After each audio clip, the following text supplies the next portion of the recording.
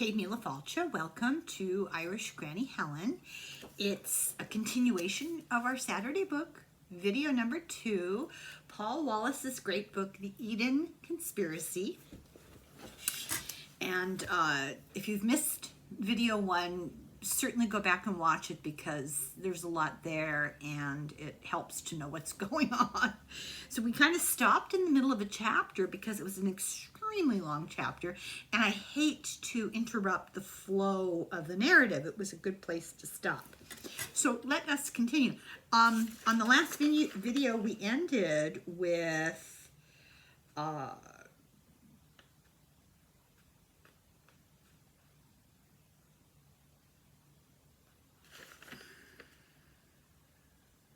okay, it ended with this notion that most ancient scriptures have been translated poorly.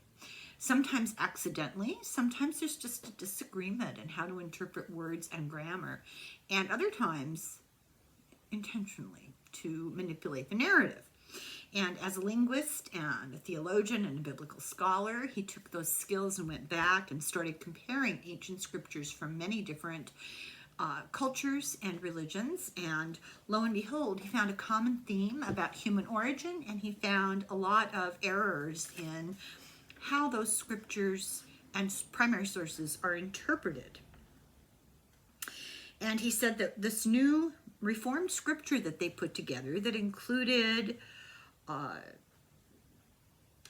original texts and original interpretations with the backing of the former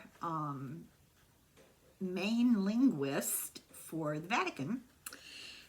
He said that putting this new stuff together changed ancient beliefs of Judaism and many other scriptures, many other religious scriptures, beyond recognition. For one major thing, the new version completely changed their attitude towards this female entity. I always say it wrong, hang on. Ashakar. You know who I'm talking about, the one that gave them the gift of agriculture, the female entity. So, for example, how did things change? For example, the kings who erected the temples to Asherah, I guess I said it wrong, were painted in a really bad light. Very bad. They did atrocious things, and their ancestors, the ancestors of the kings mentioned in the Bible, also did atrocious things, seemingly inhumane, certainly not godlike. What the redactors could not explain away was the fact that the Hebrew kings did build altars to Baal, Asherah, and other gods, and they commissioned statues in their honor, just as their ancestors erected stones in their honor, and as their ancestors erected stones in the honor of the alien beings that they professed to have been instructed by to improve a more sophisticated civilization. And the festivals, the ancient festivals, all go back to that time. New Bibles refer to the altars and temples as high places. They were multi-level. They were full of many altars with many priests and lots of support services. They weren't just like a church. They were more like the mega churches that have coffee shops and gift shops, and it's crazy.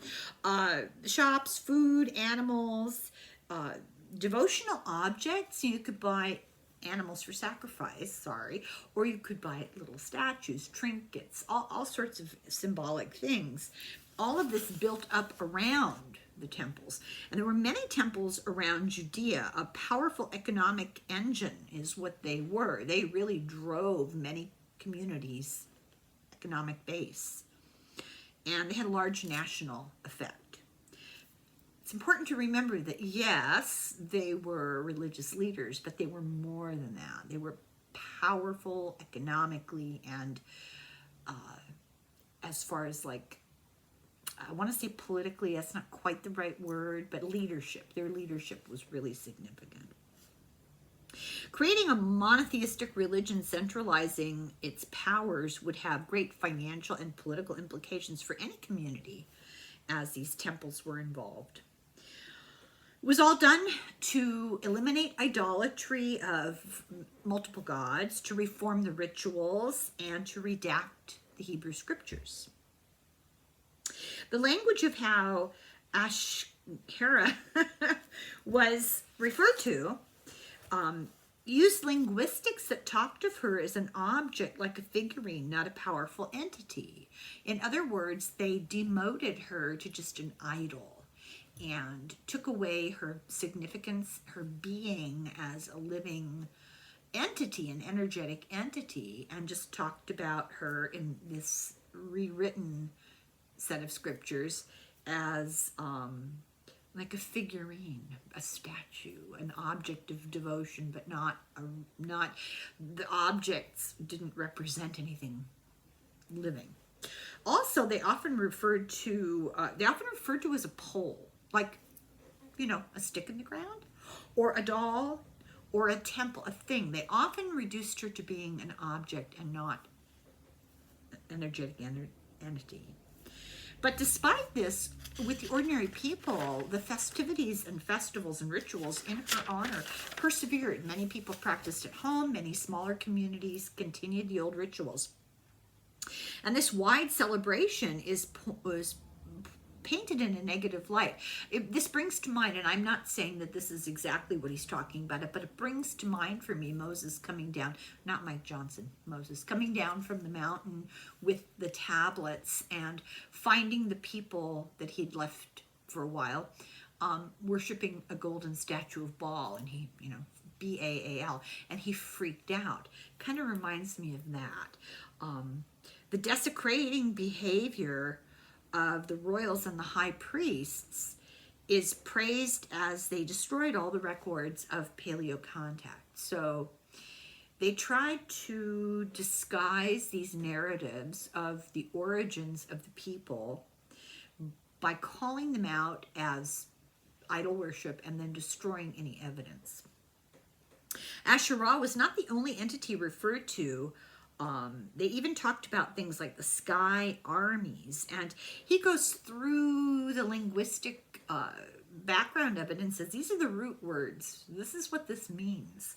Was this a reference to some sort of technologically equipped aircraft or ships, is what he gets the impression of when he translates it. Often it's translated as the heavenly host. Host being crowd of beings. It indicates airborne flying army is what it really indicates. Some cultures are very specific about where these sky visitors came from, and the names used really imply outer space.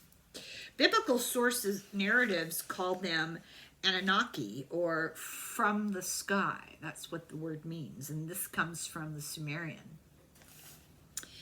Aboriginal Australians and the Cherokee both believed that they came from the Pleiades.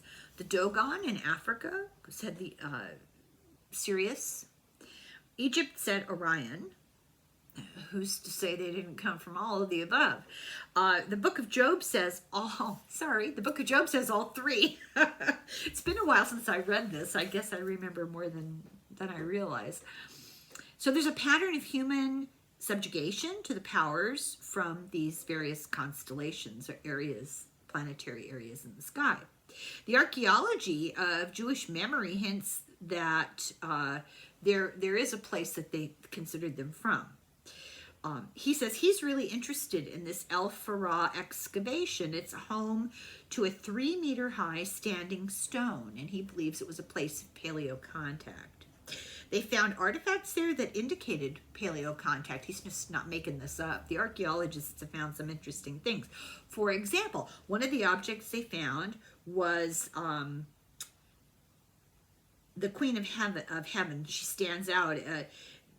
They use inverted palm trees to frame a naos, and a naos is a doorway. Not a dwelling, but a place for the gods. And it could also be considered a portal. and it includes a cluster of stars and a crescent moon, and it also implies a building. So this iconography, this imagery that the archaeologists have dug up, is making reference to the sky, to this being, and equating them. The crescent moon indicates Sabbath or celebration. The stars represent the time of harvest. And Paul describes the shock of seeing a drawing of a Jewish priest in the Jerusalem temple dressed in robes exactly like the ones that he himself wore in processions, carrying an incense burner exactly like the same one that he had as a priest. But what he was looking at was a drawing from the 6th century BC. So you realize the rites and items that they use in modern church really do come from these roots, these background roots, far beyond the Christian church, way before Christ, 600, 700 years before Christ. He discovered that his religious grand procession that he was a part of was an important part of Roman imperial ceremonies. The makeup of the processions looked the same as to the order of people in the procession. The vestments and accessories that reflect the strata of imperial hierarchy in the Romans are the same in the church garb. And Paul's bishop wears purple in these rituals, and it's very significant. Purple is the imperial color, and it was only worn by the emperor up to the close of the Byzantine Empire. The Phoenicians were seafaring people, and I'm pretty sure I'm getting this right, correct me if I'm wrong, they traveled around the Mediterranean quite a bit, and one of the things that they discovered was a certain kind of shellfish that could be used in some way to derive a distinct purple dye. And purple dye is very hard to replicate from nature. I mean, they just didn't have a way to do it. And it took a lot of shellfish that were hard to get to and hard to render into the dye color. And so only the most wealthy people could even think of affording this, and it was relegated only to the royal family. That's why purple is the royal color. That's why purple is my favorite color. So its use by royalty goes back even earlier than the Roman Empire, purple, to King Cyrus in the 6th century BC. It's the ultimate symbol of wealth and power. The bishop's mitre, that hat that looks a bit like a fish head on poking up, goes back to the time of ancient Babylon. It is supposed to represent wisdom and teaching. Paul said that therefore his ecclesiastical attire crosses the cultures of Christian, Jewish, Roman, Persian, and Babylonian. They all shared the same visuals. So we need to view things through the lens of multiple layers of past cultures and past symbolism. What would the Sumerian culture say about the naos? And the naos is the upside down palm trees with the stars and the crescent moon.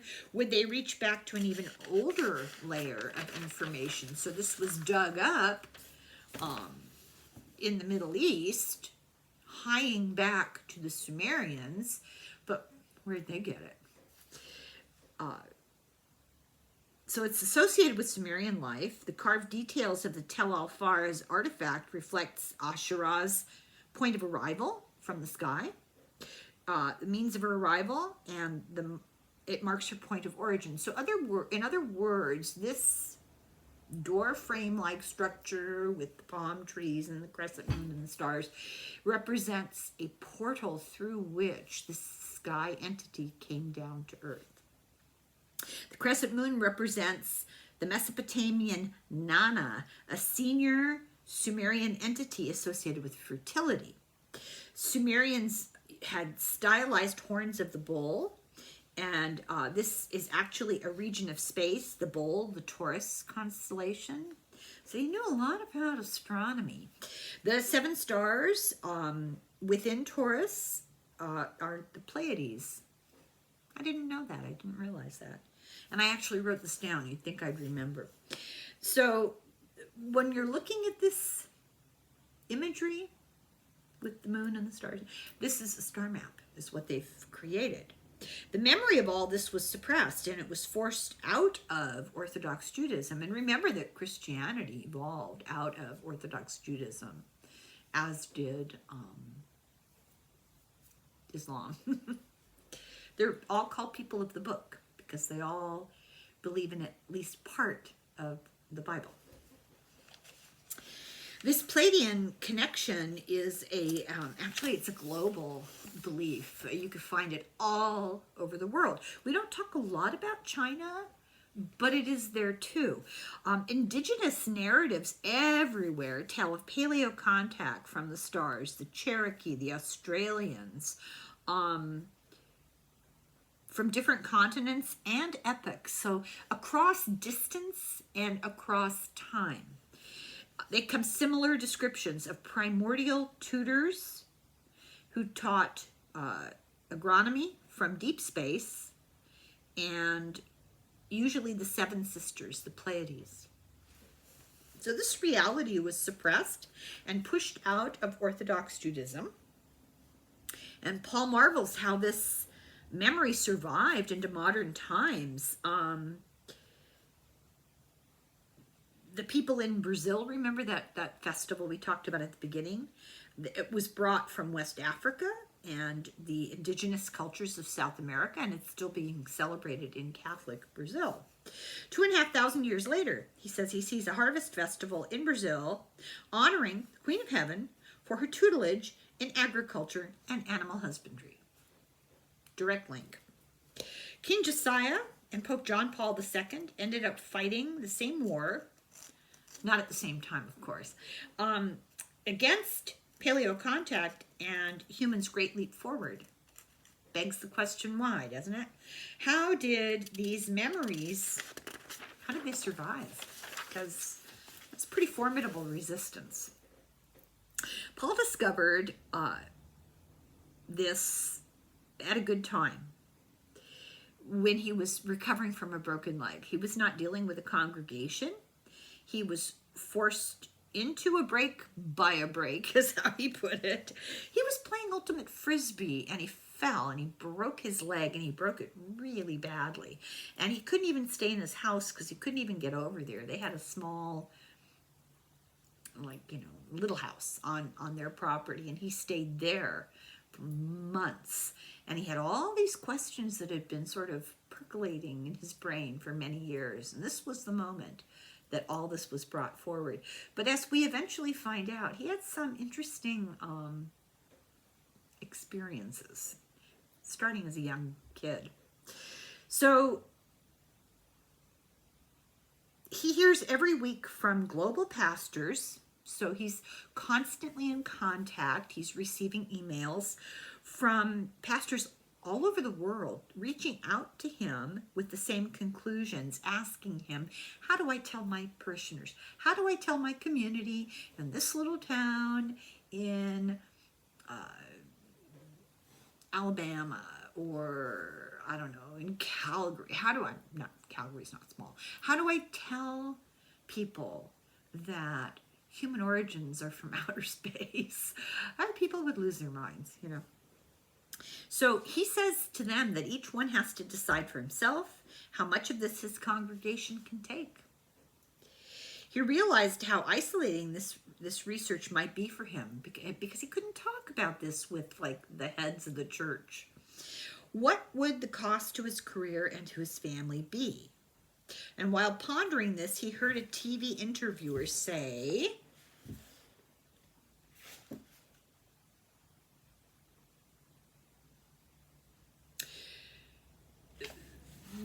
he heard just random piece of this interview where the guest, whose name he could no longer recall, said, "Of course you will lose friends, but you'll gain heaps of others who will value you because of what you are sharing." Just out of the blue, randomly, he heard this, and it hit home. So he wrote his books, and he did his Fifth Kind TV and Paul Wallis channel, and he found himself surrounded by all kinds of people willing to listen and to ask questions. Questions that he taught his trainee pastors to ask. What kind of narrative is this? Where has this story come from? is this the original form? And if not, why does it differ from the original form? What is this text about as we have it today? What did it mean before? And most fundamentally, what do the words mean? He found himself led to territory. I'm not sure what I meant by that. By data that did cause him to lose friends and his professional ministry. I think he means just like territory of new ideas. So chapter 5, the Brigadier General and the Sky Council. So now he's talking about an event in Jerusalem 2020. He began to get more focused on this idea of paleo contact. At first, it was a bit of a stretch to take it totally seriously, but he couldn't argue with linguistics and the factual primary sources. So he had this bit of a battle with himself until he got his head right about what he wanted to pursue. He tried to take retranslations and reframing and apply them to the idea of Yahweh in the Bible, because it did seem that the Bible did talk of sky armies and sky councils. Where was Yahweh in this narrative? The old Hebrew terms for both sky council, sky army imply advanced, powerful, and they have high tech. So therefore, he had to ask, is Yahweh not the omnipotent God of the Bible? So who is? And what is the biblical God's true role in this narrative? So if we make the leap and say, okay, they've misinterpreted this, and the Elohim, we're talking plural gods, which means Yahweh is not the only God. And so where did they come from, and what is their place in this hierarchy? So Thursday, December 3rd, 2020 in Jerusalem, he said for millennia, this is the hub of world controversy. He was meeting with a brigadier general, a newspaper reporter, and a photographer. And this brigadier general is Professor Chaim Eshed, retired. 28 years he was the chief of space security, I think in Israel. He's 87, and he wasn't afraid to talk anymore because he was retired. He was 87. He had nothing to lose, nothing to prove, and he was coming forward with a new book, The Universe Beyond the Horizon. And here's what he says in his book, this brigadier general. Okay, keep in mind this guy was in the military in Israel for 28 years, and he's really old. So it's not like this is going to make him rich or make him powerful. And here's what he said, because this is, sit down, this is mind-blowing. He said the U.S. and Israel have, okay, for the sake of YouTube, this is what this man says in the book. These are not my words. This is what he says. The U.S. and Israel are in contact and have been with ETs for decades. And there may be other Earth governments in communication with them too, covertly. These countries are in contact, and they made a pact with the Galactic Federation of Spacefarers, travelers. The pact is a program of research experiments around the Earth and on the Earth for the intellectual exploration of the fabric of the universe by the ETs. This is their little program of exploration and intellectual expansion. They're using the Earth as their laboratory with the complicit approval of governments. Allegedly, these are not my words, this is the word of the general. So we already have access to technology needed for interplanetary and probably interstellar travel, and we are collaborating with ETs, especially on Mars. Ding, ding, ding, ding. At this point, the meeting gets silent. Okay, this is what this general is telling them. The reporter, the photographer, Paul Wallis, there's like a stunned silence. This is a huge scoop because of this man, this general's stature and importance and his well-respected integrity. Ashed is his name. He says that these ETs have prevented nuclear catastrophes several times. For example, there was a UFO reported by Pravda over Chernobyl. Was it inhibiting the meltdown? Because an explosion would have rendered huge areas of northern Europe uninhabitable. And for another example, all the silos and missile shutdowns. Paul wonders, is it possible ETs are involved in international politics of war? This was written before Ukraine, by the way. However,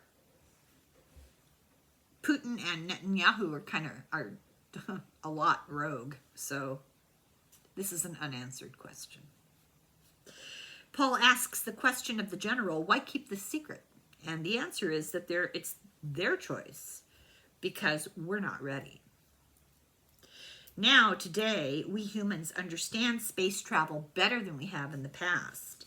The general says, look at his book. A few years ago, he would have been hospitalized for writing it. They would have committed him. In 2008, Dmitry Medvedev, hardest name to say, was Prime Minister of Russia.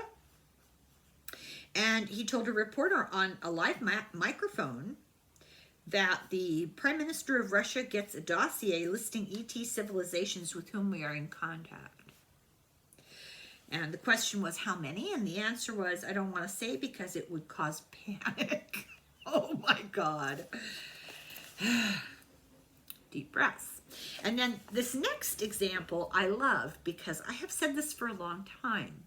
And I know that I had seen this man say these things and be interviewed about it. I know it was controversial at the time, and it just seemed to disappear. Nobody talks about it. It's like it never happened. And here we go.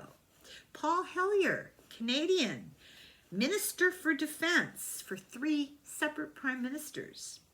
He also spoke publicly about this many times. And I wrote, oh, so I'm not imagining it.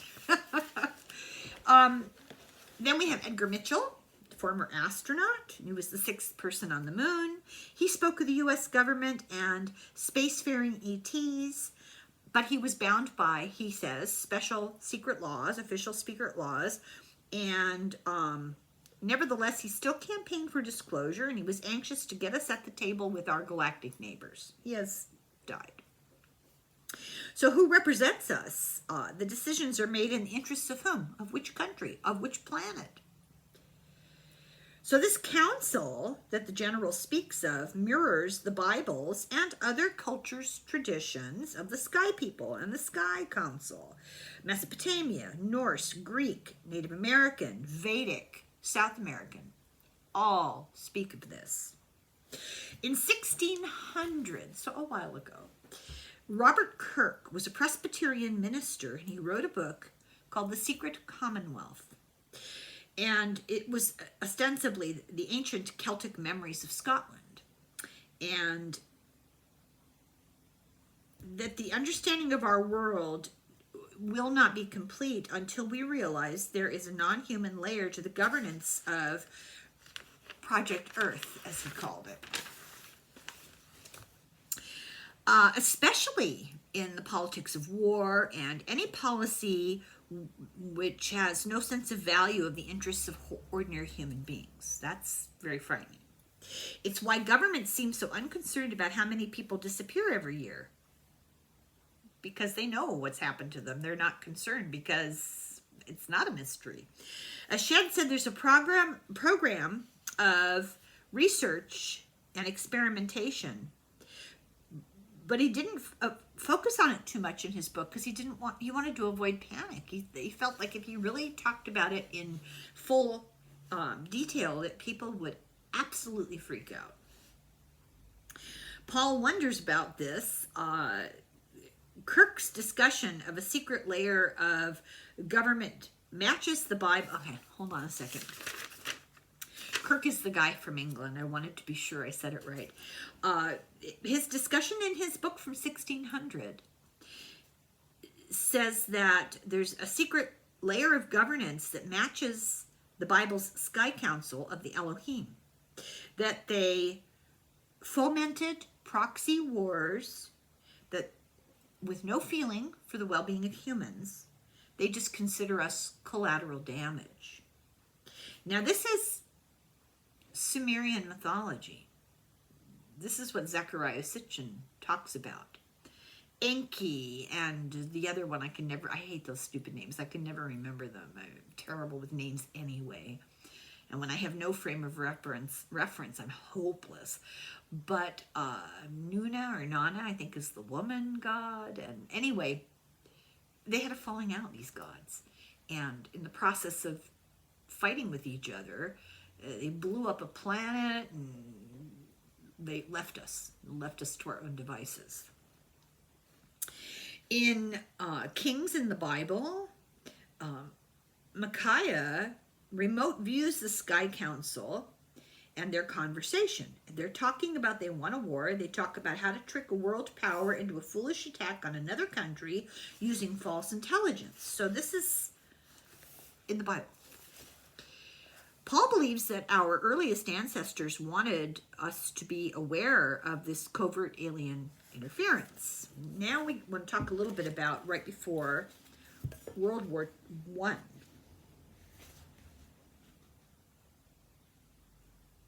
In the months immediately prior to the decisions which took our planet into the Holocaust of the First World War, U.S. President Woodrow Wilson had this to say about some of the most powerful men in U.S. politics and big business at that time. Quote, "They know that there is a power somewhere so organized, so subtle, so watchful, so interlocked, so complete, so pervasive, that they had better not speak about above their breath when they speak in condemnation of it."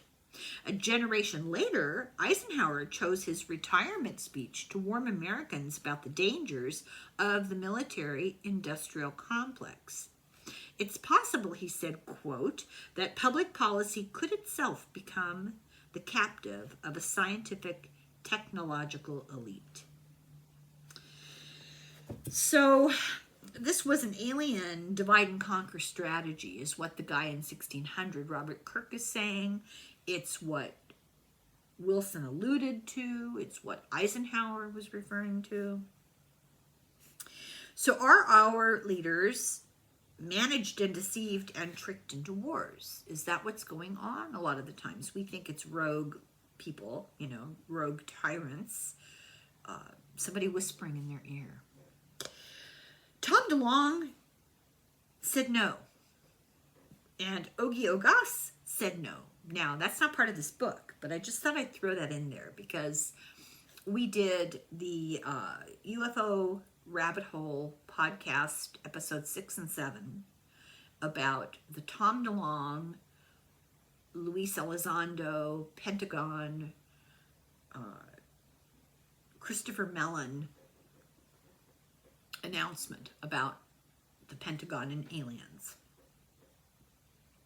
Ogie Ogas, Dr. Ogie Ogas, was on this channel quite a while ago now, and he talked all about his communication with alien entities. And the message that they had to give was very similar to the message that Tom DeLonge gave from them. You go back and watch those. In the Bible, in Kings, is it a warning to us from the past? Do not be enchanted by geopolitical messages of a call to arms. This was the message from Micaiah. This warning and insight is obscured and lost when we mistranslate the Sky Council and represent it as the representative of God. We have been convinced that God is holy, and his, emphasis his, acts are holy. And therefore, we're not allowed to question false translations. He thinks they're intentionally false translations. They've robbed us of a clear lens into geopolitics. We're being deceived to believe leaders and not the knowledge of our ancestors. The information is there, but we are being misdirected. Who is the chairman of this council? Who runs the show? That's the question. In Hebrew, it's El Elyon. In Zambia, it's of the Bamba people, it's Elioni, which translates the bird. In Hebrew, Elyon means that which is above the others on high. So we have Elyon as the root in both languages, separated by continents. Hebrew, Zambia. The bird, that which is on high. And it implies a position of command in Hebrew. The pictograph of this entity is an eye and a shepherd's staff. So it's talking about control and oversight. Elyon is a title of a job. He's the controller and the overseer. That ought to scare everybody. That's all I can say. The eye in the sky. Among many Elohim, only one Elyon, the head eye in the sky, it's a title and a job that we see play out in the Bible. Language is used in the ancient version of the Bible always to indicate height. Why is this entity always higher, above, up, above everybody? Ancestral and global narratives talk about superior powers with a position higher in space. So maybe they're not just talking about higher in what's the word I want? Like the hierarchy. They're talking about physically higher up. So he cites numerous traditions from all over the world that talk about mighty ones above who look down on their human creations. Did our ancestors conflate the idea of being high in altitude with being advanced and superior in ability and power? And if they're coming from outer space in technology, they would certainly seem superior in ability and power, but it's twofold higher, physically and technologically. Also, there's an ascending chain of command in all of these origin narratives. All of them talk about who's in charge and who's next and who's next. The Bible and the Septuagint, the Greek version of the Hebrew scriptures, talk about the nations being divided amongst the agents of God. Each section of each nation's got a representative from God that is their agent. And the Greek theo, T-H-E-O-U, translates the same as the Hebrew Elyon. Yahweh gets the people of Jacob into a desert wasteland, and they have a hard time in the desert. I mean, it's the desert. In Deuteronomy, it describes humans as a patchwork of colonies, each with its own powerful one from above. Yahweh, Jehovah, the Lord, is a junior to El Elyon, and he gets his own share from his senior entity. So Yahweh is given a piece of the action, but he's not the one in charge of passing it out. Yahweh is not a transcendent God. So chapter 6, what kind of father? Now we're 2023. We're talking about Canberra in Australia. And he's talking to the minister friend, very Orthodox Christian, so this ought to be a great conversation. And this guy says, Yahweh is God and Jesus is God's son. And Paul says, no. The universal creeds of the church never use Yahweh and we're talking about the Anglicans now. They say God, the Father, the Almighty. In 2008, Pope Benedict the 16th, I hope I wrote that right, put out an encyclical. An encyclical is like a letter to the faithful, and it's supposed to be passed around. It's like a, what are those letters called, where you get a letter and then somebody else sends it on to you, you know, one of those silly things. Anyway, encyclical in 2008. And he urged that Yahweh should not be used in the prayers and liturgies of the churches because, quote, it is not a Christian name for God. It may be a Jewish name for God, but it is not a Christian name. And he says, Paul says, he starts out by showing his friend the text of how Jesus repeatedly repudiates the laws of Yahweh, otherwise known as the laws of Moses, or simply the law. Jesus was not up with that. Throughout the Gospel of Matthew, Jesus is heard saying, Moses said this, but I say this. The idea that Jesus could cancel and replace a law understood to be the divine word of God would have been impossible for his devout Jewish hearers. To the minds of his hearers, Jesus was defaming the very idea of the law's divine authorship. Indeed, Jesus was clear something better than the Yahwistic law was now on offer. In one place in the Gospel of Matthew, Jesus states that his hearers would need to think in terms of ethics higher than those of the scribes and the Pharisees, who studied and taught studying them as the recognized authorities in Yahweh's laws. So he's opposing the laws of Moses. It's not the laws of the Pharisees and the scribes. He's not for it. He said there's a better moral code than the laws of Yahweh. The laws of Yahweh are not eternal and they're not divine. Later, he said, where does this start?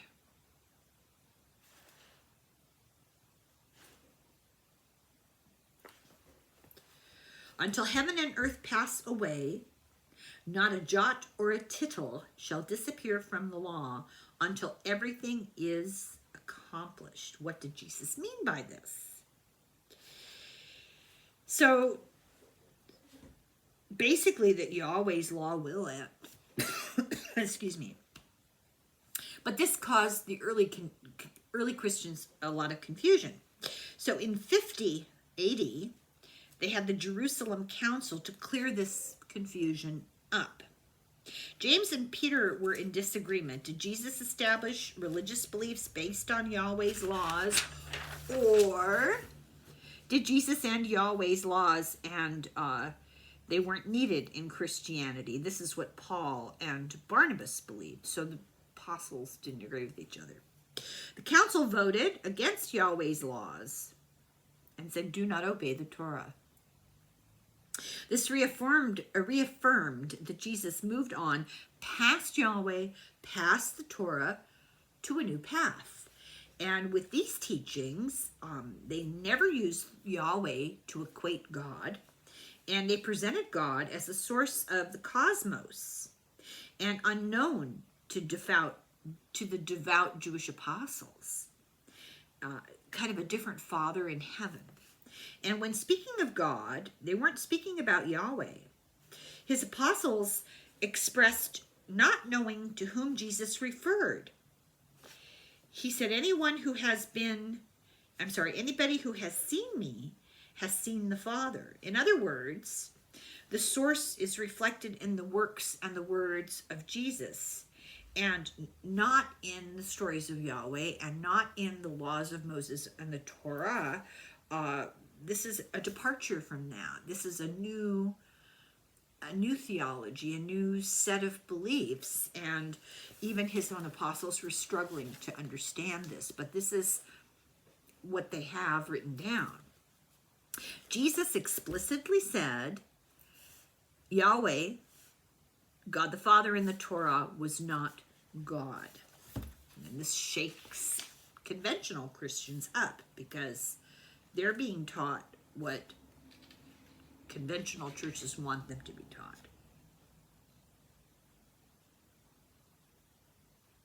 The Father that served the devout teachers of the Torah was not God, Jesus said. In John 8, Jesus addresses a crowd of die-hard Yahwists. Who knew that was a thing? And tells them this, quote, "You are of the father of the devil, and it is your father's desires you wish to follow. There's talking now about Yahweh. Jesus is talking about Yahweh. He was a murderer and a liar from the beginning and never represented the truth because there is no truth in him. When he speaks a lie, he is speaking his mother tongue because he is a liar and the father of lies. But because I speak the truth, you do not believe me." Here Jesus asserts that there is a night and day difference between his own ethics and truth-telling and the shocking immorality of the Father so revered by this audience of Yahweh worshippers.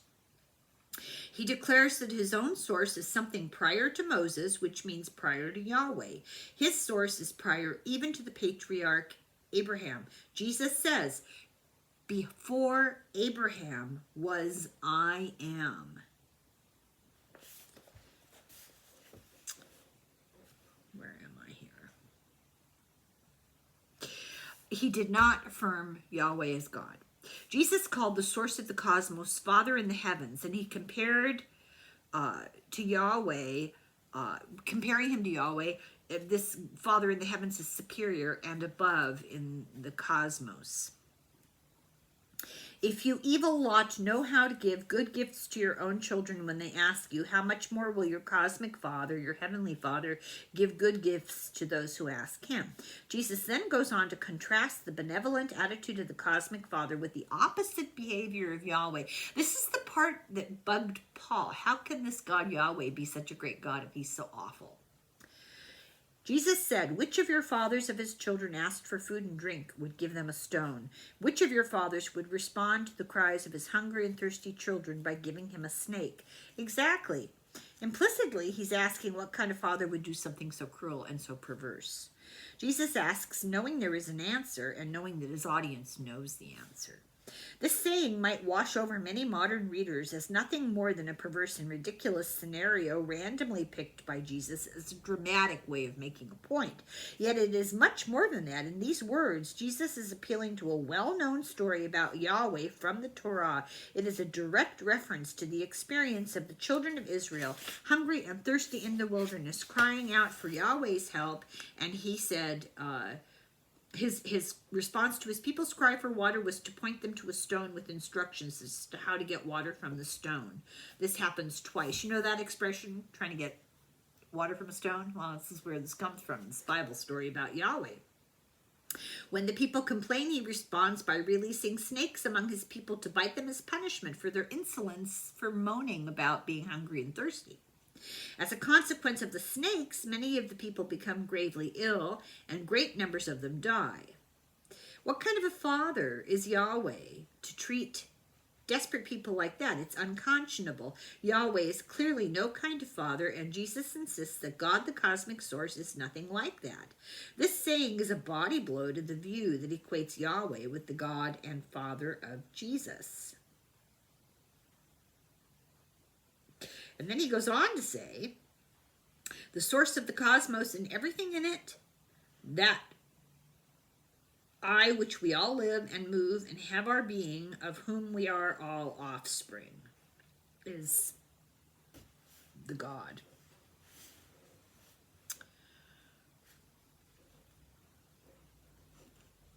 Okay, what kind of father is that? So in 50 AD, the Jerusalem Council officially discarded Yahweh's laws and obedience to the Torah,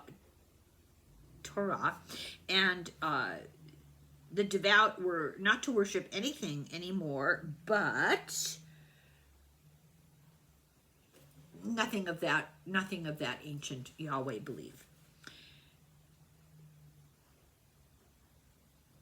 Paternalistic, I wrote here. So let's see what I was talking about. So these leaders were called, they were all called church fathers. and that was to emphasize their authority. This is the early Christian church. And one was a guy called Origen, which I always thought was kind of ironic, Origen. And he said that if we took the Elohim and Yahweh narratives at face value, we would have to believe of God such things as we would not believe of the most savage and unjust of men. And he was upset because the early church leaders decided to then ignore this decision of the Jerusalem Council to reject the laws of Yahweh. So they got together, they hashed it out, they decided this is terrible behavior, this is a misinterpretation of the linguistics, this is not correct, forget Yahweh, forget the laws of the Torah. And then they decided just to do it anyway. So they proceeded to create an earliest Christian Bible that contained the Old Testament, the redacted Hebrew scriptures with Yahweh and the Torah, and they added it to the New Testament, the apostles and their writings. I'm getting the hiccups, sorry. And they conflated Yahweh and the God of the Father of Jesus. So Jesus talks about his benevolent God the Father, the source in the sky, and now they're saying, oh, well, that's Yahweh. Never intended. But this was an intentional false equivalency. And Origen fought it. He was one of the few. He was censored and recast as a heretic by the church fathers. And therefore, the early church identified their God with the Old Testament God of violence and inhumanity of the Elohim. Abuses, misogyny, colonization, enslavement over the ages in the name of God, a God who looks and acts and sounds like ancient tales of the Elohim. Jesus tried to save his people from Yahweh, and he asked, what is the moral character of Yahweh?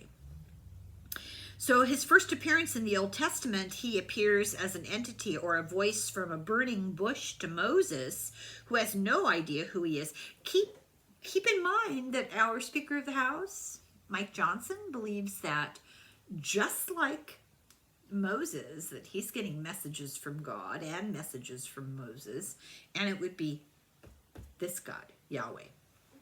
So he had no idea who this voice is, and Paul says this is like getting a call on the phone with caller ID unknown. The bush on fire wasn't speaking. It was a medium, a device, and the voice says to him that it's the powerful one of Moses' ancestors, and it calls itself Yahweh. But it did not mean God in the beginning. When it introduced itself to Moses, it didn't say, I am God. It said, I am Yahweh. And it's not a Hebrew or Aramaic word. It's not Egyptian. 21st century linguists say it has no etymology or history in the Hebrew language. It's not a Hebrew word. It's a loan word from an unknown language. Isn't that interesting? So in the 1950s in Sicily, hang on a second,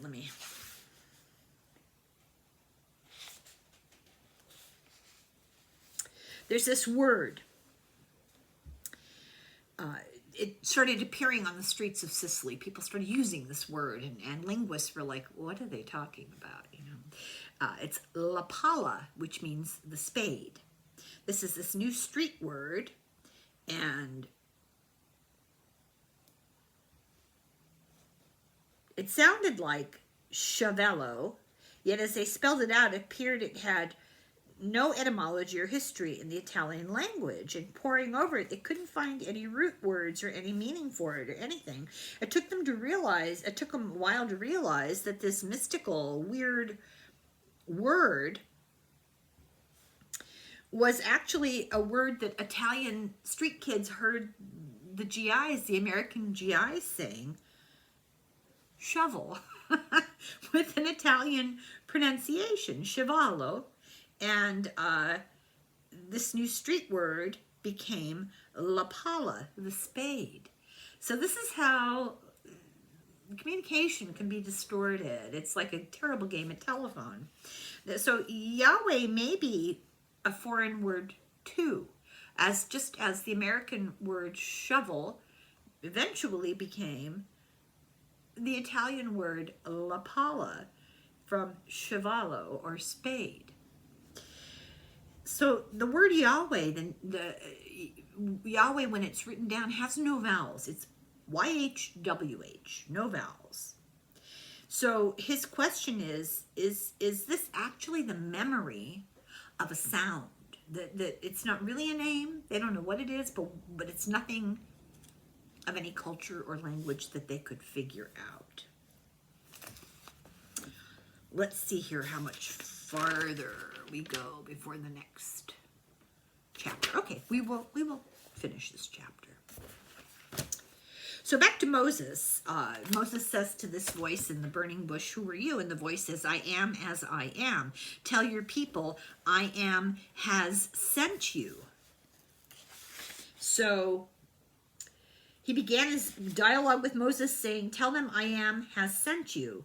Say the I am of Israel has sent me." Then he says, "Tell the people that Yahweh, the powerful one of their ancestors, has sent you to them." So does this give us any insight to what Yahweh means? Maybe if we look at how this moment is handled in the pages of the Septuagint. This is the Greek translation of the Hebrew canon used by Jesus and those who wrote for him. The Septuagint's version of this conversation has Yahweh really telling them, "Tell them I am the being. Say this to the children of Israel. The being has sent me to you." He tells Moses, "I am the powerful one of your ancestors." And it includes himself in the 10 Commandments. He says, "Thou shalt not have strange gods before me. Make me the first strange god." He refers to himself in other places in the Bible as the powerful one. He calls Ekron's ruler another powerful one, the Elohim. Ekron, a place. What kind of powerful one is he? Like scary and kind of like a human, but not really. Very weird. Paul thinks that Yahweh is a sequence of sounds, the YHWH. We don't know how it was originally pronounced. He says it's 4 consonants, and then he goes through the linguistics, and it's pretty complicated. It's interesting to read, but it's complicated to synopsize. He says that the vowels make the H silent today. And originally it would not have made them silent. The H's would have been plosive. And then he gives a whole bunch of examples here. T becomes TS, D becomes DZ. So eventually you end up with most indigenous people describe earliest alien contact with armor-like skin, tails, some feathers. They're powerful, and their breath could ignite things. So what they're describing is something like a dragon. As we know, a dragon, now the dragon may be what has been handed down from these stories, these descriptions for which they had no words. And this is kind of the imagery we've come up with.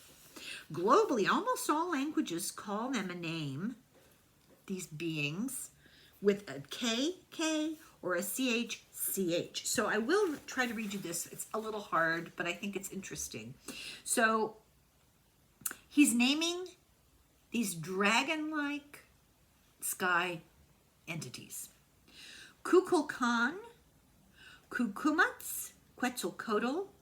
They governed the Mayans, the Toltecs, and the Aztec peoples of ancient Mesoamerica. Coca ruled over human society in Portugal and Spain in ancient times. Ikuku Kyukidra ruled over Japan. Kolkis ruled over Georgia. The Dracok ruled over the people of Wales.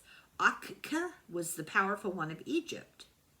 So is this k all coming from raspy breath of some kind of monster you see hiding in the shadows? Is this not really a name? Is this replicating the sound of this entity, and they eventually became different names in different places? It's an ancestral memory of how these things sounded. In Egyptian, a dragon is Ak-Ek. In the books of Joshua, the successor of Moses, he gives people a choice of who to serve, Ak-Ek of Egypt or Yahweh of Israel. And then that Yahweh becomes Yahweh. They're similar, and they're both described as kind of dragon-type entities. So that's a lot to think about. That's the end of that chapter, and I think we'll stop here until next time. We're the end of chapter 6, the end of video number 2. It's a lot to think about. Lots of linguistics in this book.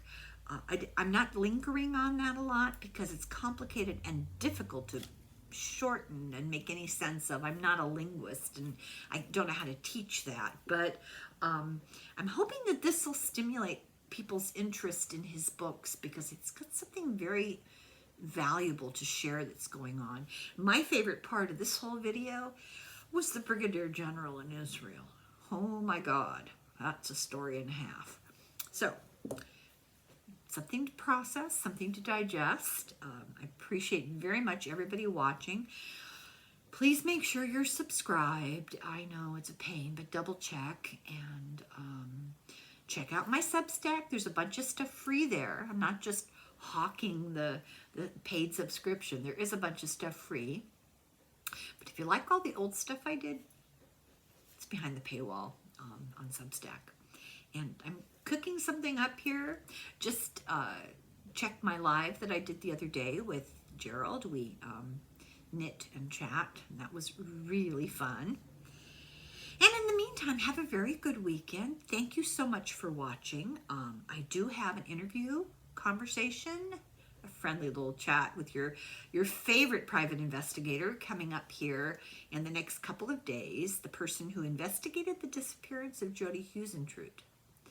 And then, of course, when Larry Jordan knows when, I mean, he works for a living, and we're in contact back and forth. This is not false promises. We really are going to get together, but things going on in his life, and probably Irish Granny Helen is not the most important thing for him. I don't blame him.